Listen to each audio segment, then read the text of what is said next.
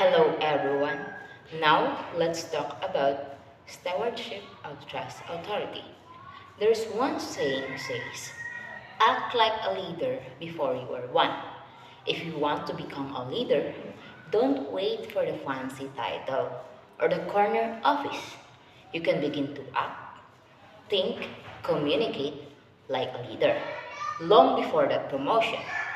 Even you're still several levels down and someone else is calling all the shots, there are numerous ways to demonstrate your potential and carve your path to the role you want. What's the expert say? It's never foolish to begin preparing for a transition no matter how many years away. It is or where you are in your career. Not only does the planning help you develop the necessary skills and leadership presence, it also increases your chances of getting the promotion because people will already recognize you as a leader. The key is to take on opportunities now, regardless of your role. You can demonstrate leadership at any time, no matter what the title is. So, what the expert says, it's never foolish to begin preparing for a transition no matter what the years away. It is or where you are in your career. Not only does the planning help you develop the necessary skills and leadership presence, it also increases your chances of getting the promotion because people will already recognize you as a leader. The key is to take on the opportunities now, regardless of your role.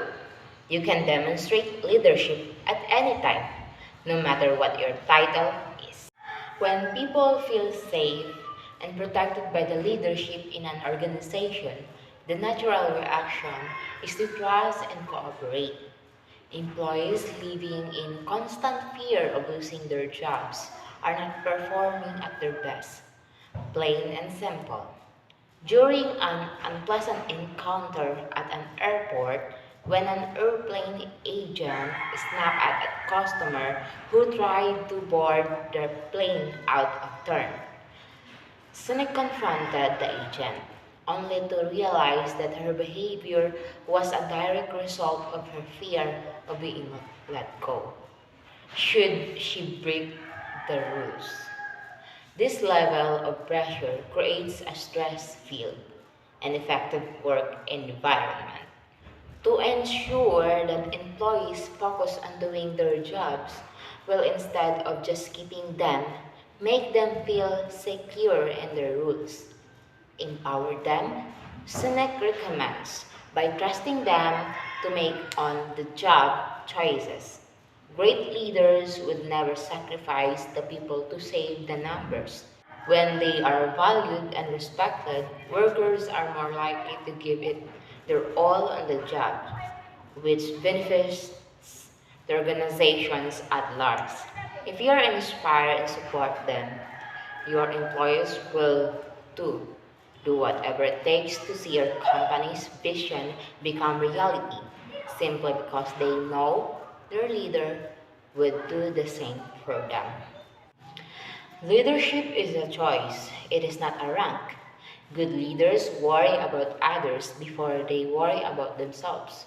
When Barry Miller, a large manufacturing company in Midwest, was hit hard by the recession back in 2008, the company had to save $10 million to make up for losses.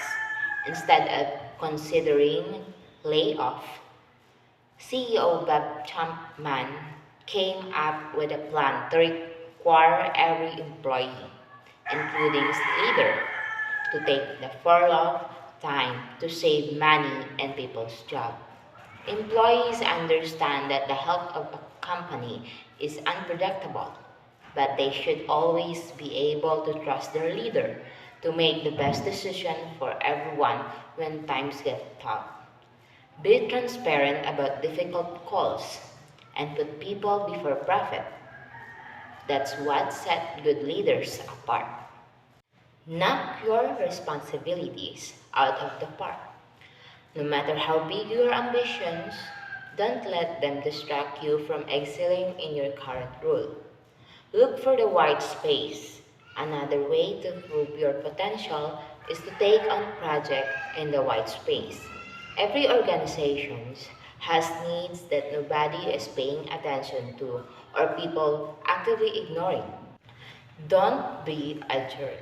There's a fine line between being ambitious and acting like you're too big for your britches. Don't try to exert authority when you don't have it. That's all for today.